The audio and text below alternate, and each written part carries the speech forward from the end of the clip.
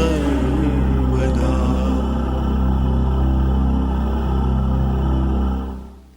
The Bhagavad Gita is a book of mankind's collected experience of and answers to life's most basic questions. Who I am, from where do I come, what is my purpose and destiny, and most practically, how do I find happiness? These podcasts originate in the lectures of Neil Bhatt, a disciple of Swami Chinmayananda. They are presented here in 20 to 30-minute segments, each covering 3 of the Gita's 701 verses. Welcome to Gita Wisdom for Daily Living. The Dhritarashtra asked the question, what's happening in the Dharmakshetra, Kurukshetra, and what mine and Pandavas are doing. Duryodhana's perspective, he was insecure. Even though he had the largest army, he cannot take the winning for granted. Then we have seen Arjuna's request to Krishna to put chariot in the middle of the army. And then we have seen that once Krishna did that, Krishna just said, look at Bhishma, Drona and all the Kurus gathered here, ready to fight. Most of the time, we focus on what we are trying to achieve in life. And then when we achieve that, we take all the credit to ourselves. We tend to forget that there are lots of people have to make lots of sacrifices for us to get to that point. So basically, the Krishna's message to Arjuna is, look at how many people are here to support your cause. So make sure that you acknowledge that it's not you who will be capable of winning this war. Because Arjuna always thought that he can win this war. He has won it before. He went to fight with Drupada for Drona and earned half his kingdom for Drona. He fought with Gandharvas when they captured Duryodhan, and he also fought Kaurava's army when they attacked Virata's kingdom. And he has won all the time. He has not learned yet what failure is in his life. So he had his own opinion about what his capabilities are and what he can do. But when he sees both sides, he sees the enormity of the task. That it's not as simple as just winning the battle against enemies. Now you are fighting among your own people. And the people who are as capable of himself, Bhishma and Drona and all other people, Karna. And he sees that on his side also all his family members are there to help him. And that creates confusion in his mind. So we have seen last few verses that he first had this nervous breakdown. What am I doing here? Is this a right thing to do? Is it really worth fighting this war? And finally he has the delusion about what the situation is all about. So then he obviously starts describing what he's feeling. So first he said, I can't even stand, my body shivering, I can't even hold my Gandiv, the Gandiv is slipping away from my hand. All the physical symptoms of a person who is having nervous breakdown. But now he's describing what he thinks the reality is. In delusion, person sees reality as if he's seeing in a dream, an alternate reality. Other people see reality one way, but the person is under delusion. He sees reality differently. He starts describing his reality very different. So first thing he says, Nimittani che pasyami viparitani keshava. Nacha sreyo anupasyami hatva sajanam ahave. I see this bad omen. Nothing good is going to come out of this war. I now see that something wrong is happening here. So we can see now he is having a superstition. My left eye is fluttering, so that's not good, right?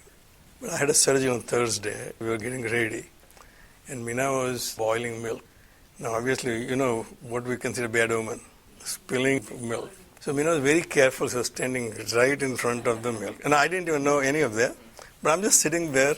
And then for 1 second, she turned around to wash a cup or something. And the milk spilled. And she literally screamed, I said, what happened? I thought that something really bad had really happened. So I got up from the chair and said, what happened? I thought, so just the milk. I thought, oh, that's okay, no. No, I didn't want this to happen. So I realized inside what's bothering her. Because we were already double-minded going for a surgery. Because my vision was relatively okay. But doctor said your lance has come loose and it can fall any time. So it's good to get it done. They say you can do it whenever you feel like, but it's not going anywhere, but still, like your camera lens is loose. So we decided, well, let's get it over with. And I realized what is bothering her, that we are going for surgery and he's a bad omen. So I didn't say a word because I knew what's bothering her, but I didn't discuss that. Because I knew if I discuss that, it will go even further bad. If I try to say, don't worry, I don't believe in that, that's even make it worse. I have not discussed that with her, but I could see clearly what she was worried about. So when our mind is not seeing the reality clear, then it's a simple milk boiling over. It works as described in physics books. But we don't see it that way. It's not the laws of physics now we are worried about. We're worried about some metaphysical rules of how things work in this world. So Arjuna now is not seeing reality as is. He said, I'm not seeing. He didn't say that. I think logically I come to this conclusion. He simply says, I just see bad omens. So that's the sign of a delusion. And then he says, Nakankse vijayam Krishna nacha rajyam sukhani cha kimno rajyena govinda kim bhogai hi jivitena va. I desire no victory. Oh Krishna, no rajyam. I don't want the kingdom. No sukhani. I don't want any comforts. What is the purpose of having all this domain to us, O Govinda?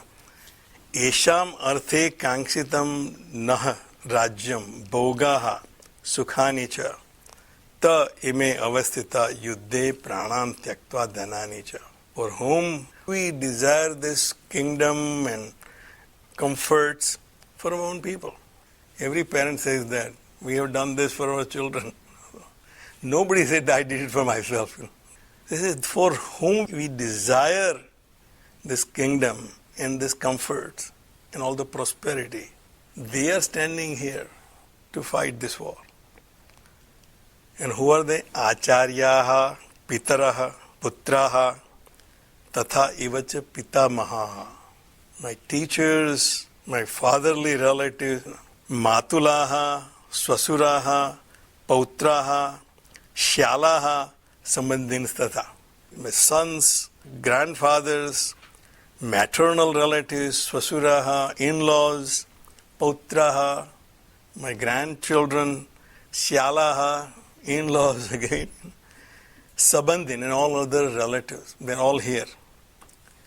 Etan hantum ichchami. Etan na hantum ichchami. Gnato api madhusudana. I do not desire to kill them, even if I get killed. Api trailokya rajyasya hetaha kimnu mahikrute. Even if I get the domain over all three worlds, our Puranas describe three worlds, Swargalok, Mrityulok and Patalok. Mrityulok because we are all mortals. Things are impermanent in Mrityulok. Swargalok, everything is always pristine and serene. Patalok is beyond our world, more like past, present and future. So even if I have the domain over all three worlds, it's not worth it to kill my own people. Kimnu mahikrute, then what is the point in fighting for a little piece of land, this little kingdom on this earth, in this mortal world? So he made his statement very clear. Now, if these words were his own, after reflection on the situation over a period of time and very intense contemplation whether this is right or that's right, then he comes to this conclusion. These are very noble words. For whom we are desiring all this, if these people are not going to benefit, or these people have to make sacrifice, it's not worth it. But we know that he did not do that before. Because just before Bhishma Parva, there is Udyog Parva. Bhishma Parva starts when the war starts, the Bhishma Parva. Udyog Parva is the efforts both sides made to avoid this war.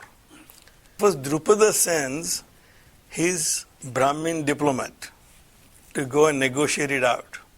Look, this war is not worth. So Drupada's emissary goes to Dhritarashtra's court and makes the argument why it is best for everybody to divide this kingdom into half as it was before, give Pandavas theirs. It's enough for both of you to enjoy these kingdoms. Dhritarashtra was pretty much convinced that that's the right thing to do. Bhishma had given his advice that to avoid this war, this is the only way. Karna interrupted Bhishma and said, no, Yudhishthira lost his kingdom in this game of dice. Now if he wants this kingdom back, he has to beg. There is no settlement. And Bhishma actually told Karna that if you don't listen to what the guy just said and don't agree to it, you will end up in a war. And that's not going to be any good for anybody. So there are two characters here who are against settlement, Duryodhana and Karna. Karna had his own agenda. He had no interest in who wins this war. His agenda was, he wanted to prove he's better than Arjuna. If this war does not occur, Karna had no chance to prove that he's better than Arjuna. So he has his own agenda. So let this war happen. So then I can prove myself that Arjuna is not the best archer in the world. I am the best archer in the world. Then Dhritarashtra sends Sanjay to Yudhishthira to have his side of proposal for settlement. And that proposal was very simple. War is not good. War is not good for anybody. Exactly the words which you are hearing from Arjuna. So Sanjay made his case. I'm here on behalf of King Dhritarashtra. King is reminding you that my children are spoiled. They are not listening to me. What they are doing is not right. However, you people are good people. You should know what is right and wrong. It's like two children fighting in a family. He's younger one. You also don't understand being an older one. Exact same message to Yudhishthira, that you are Dharmaraj. How can you engage in this adharma of fighting a war against your own cousins? Arjuna at the time said, give Duryodhana a message that Keshav and I will kill you, the evil Duryodhana, and all evil cousins. Even Indra's army cannot defeat when Krishna and I are together. And he said, my Gandiv is twitching. Arrows are peeping out of a quiver. So he basically said, I'm so anxious. But Dhritarashtra plants the seeds that the war is never good. The result of any war is nothing but hell, whether you win the war or lose the war. So the ideas presented were logical when you look at it from a very narrow perspective. So here the words which are hearing from Arjuna are literally borrowed from Sanjaya's message. Then there is no good coming out of it. Swamiji points out here that this is a case of a rift between your buddhi and your mind. The buddhi is your subjective mind. This buddhi is available when I'm thinking very rationally and seeking Buddha's guidance. He has already demonstrated that he lost all control over his mind. So this subjective mind, which is buddhi, and objective mind is simply receiving information from outside and trying to interpret, but it does not have much experience. So it has to rely on a buddhi to decide whether this situation is what it is all about and how to react to the situation. So here Arjuna is now, one side he is torn between his desire to win over Duryodhana, set the record straight and get what is rightfully his because he is capable of doing so. On the other side, he now remembers that everything Sanjaya said is true. They are all standing right in front of me and I have to fight them and I have to kill them. They may get killed, my people may get killed, but in the end, the winning or losing may not mean anything because we have lost our own people. So right now what we are seeing is his confusion created by Dhritarashtra. It's like the argument we hear recently in our impeachment, some Republican senators or congressmen say, whatever Trump did is not right, but it is not worth impeaching. We should be sorting this out internally. Dhritarashtra sent the same message to Sanjaya. whatever Duryodhana is doing is not right, but you people are wise enough, you know what dharma is, that if you fight this battle, what will happen?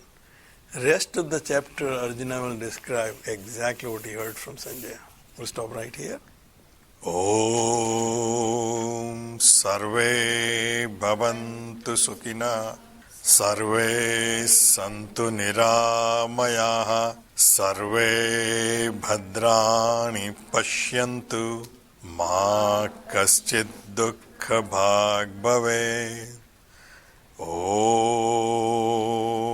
Shanti Shanti Shanti. Harihi Om. Shri Gurubhyo Namaha. Harihi Om.